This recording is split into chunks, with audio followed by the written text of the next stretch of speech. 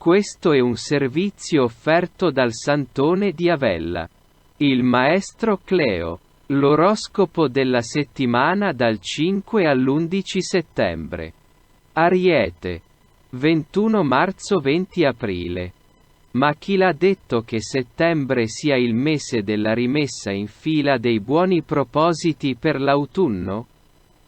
Perché tu fai finta di non sentire dato che hai voglia di continuare a divertirti indisturbata? Stai solo attento a Giove. Sta nel tuo segno ma in moto retrogrado. Quindi la sua fortuna non è sfacciata come questa estate. La sicurezza in te stesso che porta, soprattutto se sei della prima decade, potrebbe farti esagerare con gli azzardi. Stai schiscio, come si dice a Milano. Oro, 21 aprile-20 maggio. Con Venere a tuo favorissimo e Marte in Gemelli, nessuno fermerà la tua voglia di viziarti come un maraiala domenica. Io doveri, se proprio saranno necessari, saranno solo dopo svariate sessioni di piacere, sia singolo che in coppia. Insieme a te siamo sicuri di capire che cosa significa godersi la vita. Gemelli. 21 maggio-21 giugno. Sarà una settimana di battibecchi, ma tutti interiori. Venere a sfavore si scontra con Marte a favorissimo. In tutti i casi la pazienza non sarà nemmeno all'ultimo posto delle tue qualità. Proprio non pervenuta. Vuoi tutto e subito e fai i capricci. In compenso tieni il fascino dell'OSTR ***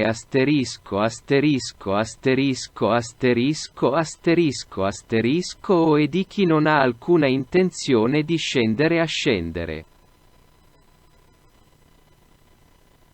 Cancro. 22 giugno-22 luglio. L'amore torna a riscaldare il tuo cuoricino e a te va bene così. Non chiedi altro dalla vita. Sei anche un po' malinconico, ma si adatta perfettamente alla stagione. Sei di poche parole e tanti baci. Direi che la cosa non turba nessuno e che anche tu non senti il bisogno di dire per forza cose intelligenti. Nel tuo silenzio ci stai benissimo. Leone. 23 luglio-22 agosto. Diciamoci la verità. Con te Venere, il pianeta dei piaceri e degli amori, è stata proprio benissimo. Peccato che abbia dovuto lasciarti per quella noiosona della Vergine. L'hai detto tu, mica io. Insomma, per fortuna c'è Marte e anche Giove. Quindi comunque non ti demoralizzi. Forse, almeno ci provi. Vergine. 23 agosto-22 settembre. Il grande annuncio è che Venere è entrato nel tuo segno e tu, anche se sei una che dice di innamorarsi dell'intelletto e delle grandi personalità, sbrodoli.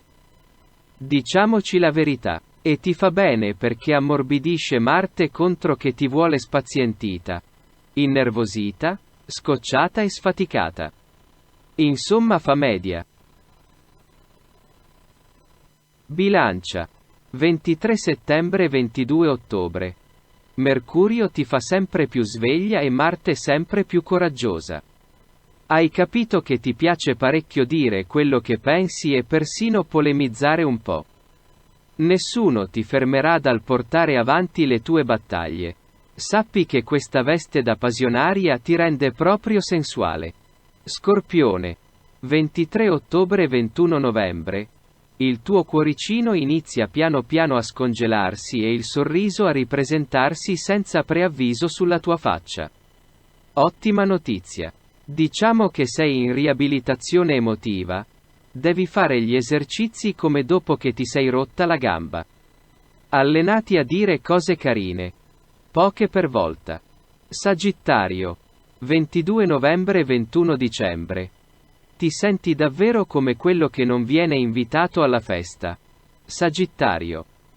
Non capisci come sia possibile. Ma ti evitano tutti peggio di chi si gratta insistentemente.